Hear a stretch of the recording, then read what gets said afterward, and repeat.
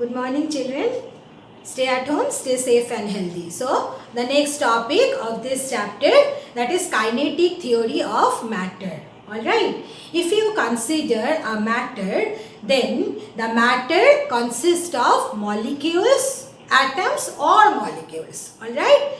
As you know that atoms cannot stay independently, so they stay as molecule. Clear? So, this first one is this first statement. It is the first statement of the kinetic theory of matter. Alright, if you consider the molecules present in a matter, they obey certain rules. Alright, there are certain points associated with the molecules that we consider as the kinetic theory of matter. So, I will discuss all the points one by another and then I will just tell you how to write it. Clear? So, the first point of kinetic theory of matter is matter consists of atoms or molecule. Clear? Now, second point. If you consider molecules of a matter, then molecules are identical in size and shape. It is not possible that you will get a molecule very big in size and another molecule very small in size of the same matter I am talking about. Okay. If you consider molecules of the same substance, then you will see all the molecules are identical in size and shape. Clear? So, size also you cannot say that one is big, one is small, one is medium. No. All are of same size. If you consider the shape, you cannot consider that one molecule is triangular, one molecule is like a ball, another molecule is like a cylinder. No. All the molecules are having the same shape. Alright. And we consider it, we assume it, that shape of the molecule as spherical. Clear? Now, third point, if you consider the molecules you know just like you, very naughty, okay. As you know that you cannot sit in your class without any movement, without doing anything, isn't it? And it is applicable for me also. So, here what happens, the molecules also are like that. Molecules are always in motion. Clear? So, molecules always in motion and not only that, in random motion. Random means what? What is the English meaning of the English term random? Means there is no rules and regulation. Any way they like, they can move. Clear? So, molecules are in constant random motion. If you consider the solid molecules, what the molecule can do? The molecules sitting in their own position vibrate. Clear? Now, some may vibrate with bigger amplitude, some may vibrate with smaller amplitude depending on their energy, but they vibrate. Clear? But liquid molecule, what they do? They do not sit in their place. Alright? I already given the example. What they do? They roam within the substance. Okay, and what about the gas molecule? They are the naughtiest one. What they do?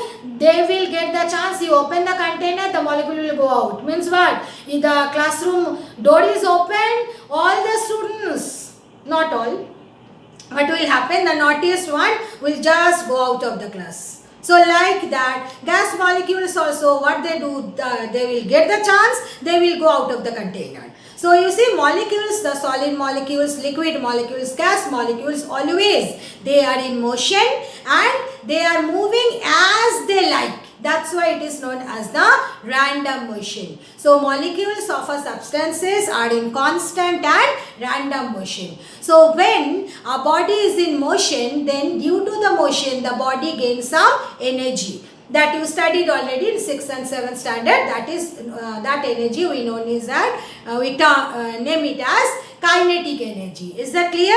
So, consider the example that suppose you are sitting in the real classroom and all the students of 8th standard sitting in the classroom. So, you are all molecules. So, everybody is having some of the kinetic energy. Now, what I will do? I will add up all of your kinetic energy and I will divide that total kinetic energy by the total number of students. That then what I will get? I will get the average kinetic energy of the classroom, class 8. Clear? So, average kinetic energy, just like that, average kinetic energy of a substance is the measure of its temperature. Clear? I hope you understand the difference between temperature and heat. So these two things, these 2 points, now I am saying very important concept in physics. You should never forget it. And even when you will go to 10th standard in board exam, on this concept question comes. So that's why I am saying understand it. I am again repeating the example. Suppose you are all 8th standard girls are sitting in the classroom, and that is I am considering as a matter, and all the students are the molecules. So all the students are having some kinetic energy. So what I am doing, I am finding out the average kinetic energy. How to find out the average kinetic energy? How to find out the average of any quantity? You will add up that quantity, then you will divide it by the number of the quantities, isn't it? So here, how I will find out the average kinetic energy of class 8? I am considering class 8 as a matter, as a substance. How to find? I will add kinetic energy of all the students and I will divide it by the total number of students. I will get average kinetic energy. Then that average kinetic energy will give you the measure of the temperature of the 8th standard classroom. Understood? So, how temperature is measured according to kinetic theory? Temperature is measured by the average kinetic energy of all the molecules. Okay? Then, next concept is that instead of calculating the average kinetic energy, okay, if I consider all the molecules, as I said, that molecules, they have 2 kinds of energy, potential energy as well as kinetic energy. So potential and kinetic energy together is known as the energy. So if I consider all the molecules, they are having some energy. So if I find out what is the energy, total energy of all the molecules present in the substance, that gives you the measure of the heat content of the substance. I hope you have understood what I said. Average kinetic energy gives the measure of temperature. Okay, I am repeating. Average kinetic energy of the molecules give the measure of temperature, whereas total energy of all the molecules give the measure of heat content of that substance. Okay, then next point of kinetic theory of matter is that already you studied. I am just repeating that point, that all the molecules, they attract each other by a force that is known as intermolecular force of attraction.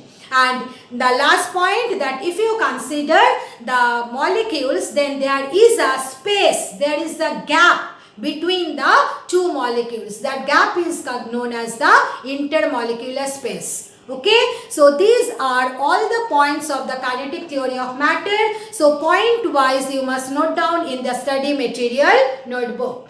So what is the first point? Matter is made up of atoms and molecules. Then what is the second point? Molecules are identical in size and shape. And within bracket, after shape I have written spherical. It means what? We assume that shape of the molecule as spherical, like a ball. Ball, you know, it is a sphere. Third one, molecules are in constant and random motion. Then fourth one, molecules possess kinetic energy. Now in molecules possess kinetic energy, and then after that these 2 points are very important concept, lifelong important concept, these 2 points.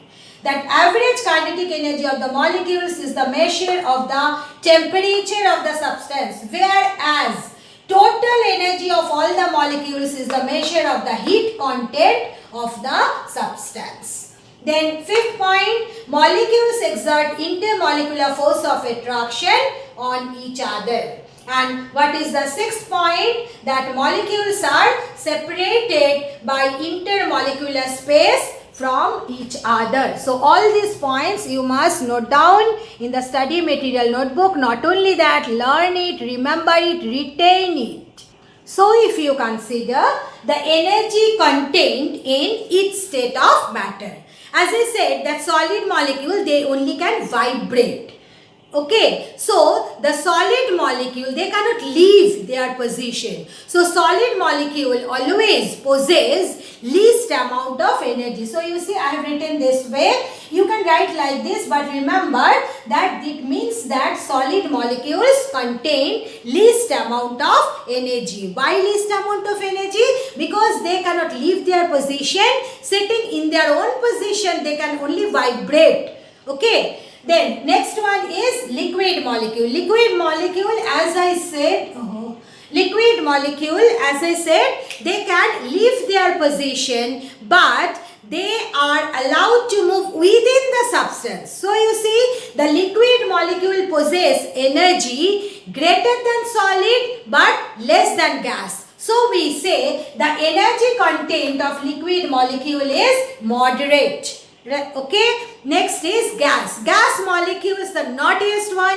What they can do, that they can go out of the container. Alright, not only they are roaming, they can go out of the container only. Okay, so the gas molecules, they possess maximum amount of energy. So with respect to energy content, what are the differences between solid, liquid and gas? Solid molecules contains least amount of energy, liquid molecule contain moderate amount of energy, and the gas molecule contain the maximum amount of energy. Okay. Now next topic is change in states. We know that basically we are having three states: solid, liquid and gas. Consider the example. Suppose you have taken water. When the water, it solidifies, it is forming ice. And when you are boiling the water, you are heating up water, then you will see water vapor are produced. So you see, ice is the solid state of water. Water is the liquid state of water, and water vapor is the gaseous state or gas state of the water. So if you give heat to a substance, then what happens? It will changes from solid to liquid, then liquid to gas. And when you, so this is known as change in states. When we give some heat or take away some heat from a substance, then what will happen? There will be a change in states of the substances. Now the change in states we'll understand from this picture. Alright, everybody will just put more stress on this picture and you must learn it. So you see, when heat is given to solid, it will be converted into liquid. Now here, one important concept is associated with change in state. Remember that when you are giving heat to a substance, then we have observed that three things may happen. What is the first thing? That there may be a change in temperature. What is the second thing? There may be a change in state. Alright. What is the third one? There may be an expansion of the substance. So here we are not considering the first change and the last one, we are considering the middle one. Means we are considering when heat is given to the substance, there is a change in state. So what is the most important point associated with the change in state? Whenever there is a change in state, temperature of the substance remain the same. I repeat, whenever there is a change in state, then temperature of the substance remain the same. So here, when you are giving heat to a substance, then solid is converted into liquid. But remember, solid is converted into liquid at a constant temperature.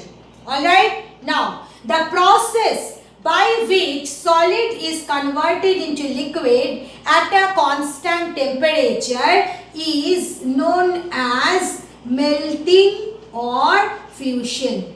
So this is the way you write down above the arrow. This is the name of the process. Okay? Now if you give heat to a liquid at a constant temperature, then liquid will be converted into gas. Alright? This is known as boiling or vaporization.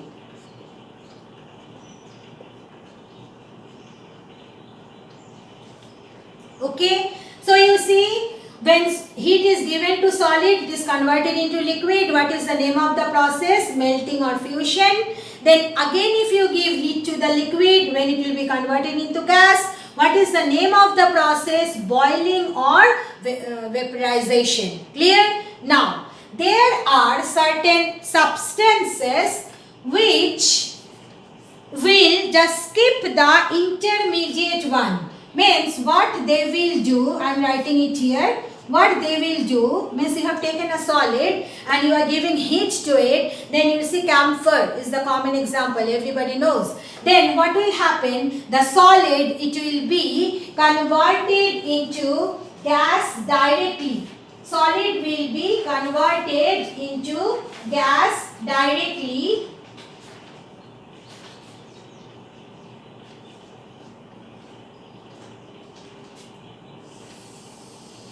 That process is known as sublimation. Alright. So what is sublimation?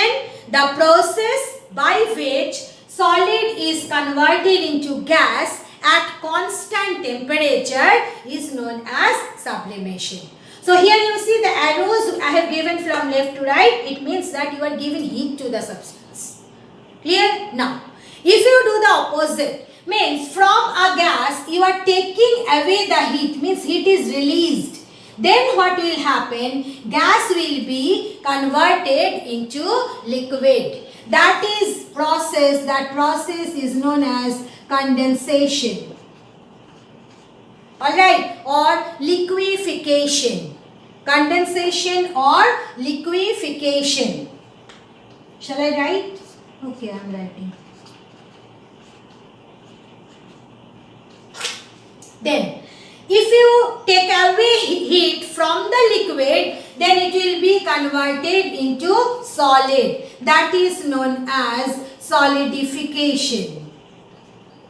Now, in your book, one thing is given wrong. They have written that when gas is converted into solid, that is solidification, but that is not solidification. That is a wrong thing written in your book. Okay, when liquid is converted into solid, then that is known as solidification. Alright. Now, as I have given the example of camphor, if you give heat to camphor, then it is converted directly into gas. It will never be converted into liquid. And that process is known as sublimation. Now, the substances which exhibit sublimation, for that cases, if you take away heat from the gas, then it is converted into solid, and that process is known as deposition.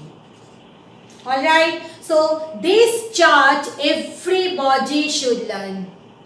Clear? Clear to everyone? Now, if you learn this chart, then what is the advantage you are getting? Only one process I will explain and write, and rest I will give you as homework. What you will do, you will write it down in the study material notebook, the definition of boiling, condensation, solidification, deposition, sublimation, like melting, as I will show, and you will take a pic and upload it in the group, so that I can find out that you have done your homework. So, I am just telling you, what is the definition of melting? You see how I can write down what is the definition of melting. The process by which solid is converted into liquid at a constant temperature. So, what is melting? The process by which solid is converted into liquid at a constant temperature.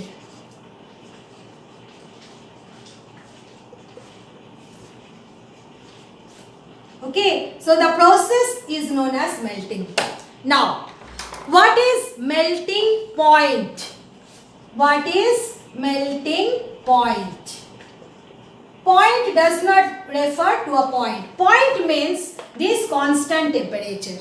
Alright, so you see, what is melting point? The constant temperature at which solid is converted into liquid is called melting point.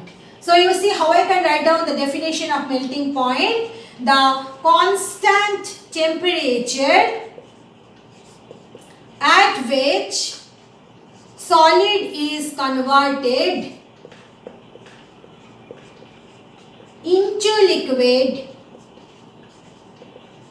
is known as melting point. Okay, so if I ask you then, what is the definition of boiling or what is the definition of vaporization? Exactly like that, what you can write? Boiling is the process by which liquid is converted into gas at a constant temperature. Then if I ask you, what is boiling point? What is boiling point? The constant temperature at which liquid is converted into gas is known as boiling point. Like that, you see, I may ask any one of this 1, 2, 3, 4, 5, 6. 6 into say 2 means 12 points. 12 definition you can just learn from this one. If I ask you what is deposition, how you will write? What is deposition? You see, the process by which gas is converted into solid at a constant temperature. Clear? Then if I ask you what is the deposition point, then what will you write? The constant temperature at which gas is converted into solid, that is known as the deposition point. Like that, if I ask you what is the solidification point, what it will be? Solidification point, it will be the temperature at which liquid is converted into solid. I hope you have understood what I mean to say. So everybody, from this chart you will write down the definition of melting point, boiling point, condensation point, solidification and solidification point. Clear to everybody? Solidification also known as freezing. Solidification has another name that is known as freezing.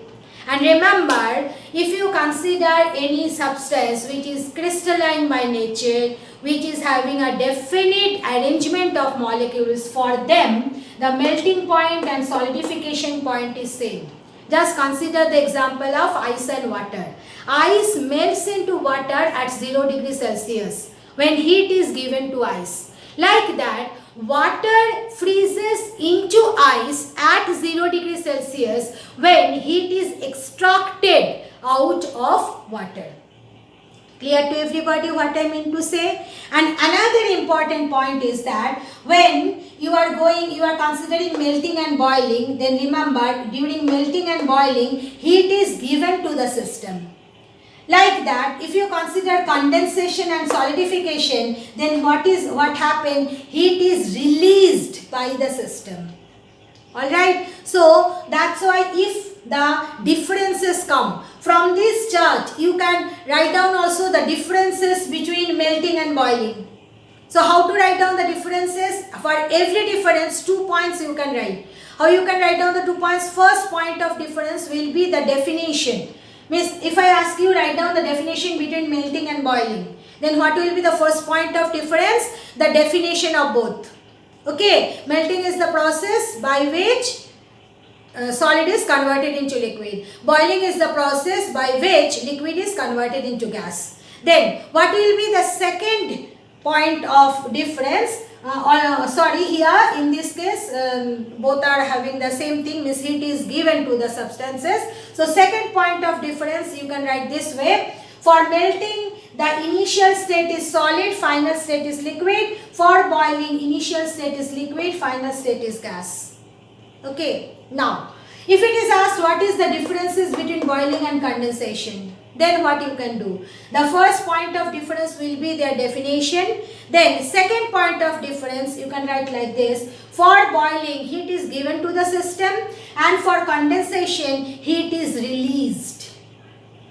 Alright, so this is the way you can write down the differences between any two processes described in this chart. And I hope everybody has understood the homework given to you. Means you will write down the definition of boiling, boiling point, condensation, condensation point, and solidification, solidification point, the way I have written the definition of melting and melting point.